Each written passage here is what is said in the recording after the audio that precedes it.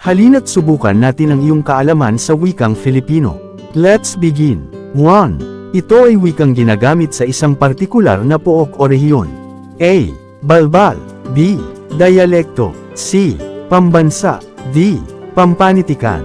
2. Nakikiramay ako sa pagpanaw ng iyong tiyahin. Ano ang tungkulin ng wika sa pahayag? A. Imahinatibo. B. Heuristiko. C. Personal. D. Regulatory. 3. Ang bait-bait mo naman, sana kunin ka na ni Lord. A. Paglumanay. B. Pagmamalabas. C. Pang-uuyam. D. Pagtutulad. 4. Anong salita ang mga ngahulugang napipilitan? A. Abot dili. B. Balat sibuyas. C. Dilang kuneho. D. Pabalat bunga. 5. Kung minsan ang kagandahan ay nasa kapangitan. A. Pagmamalabas. B. Pagsasataw. C. Pagtatambas. D. Pag-uyang.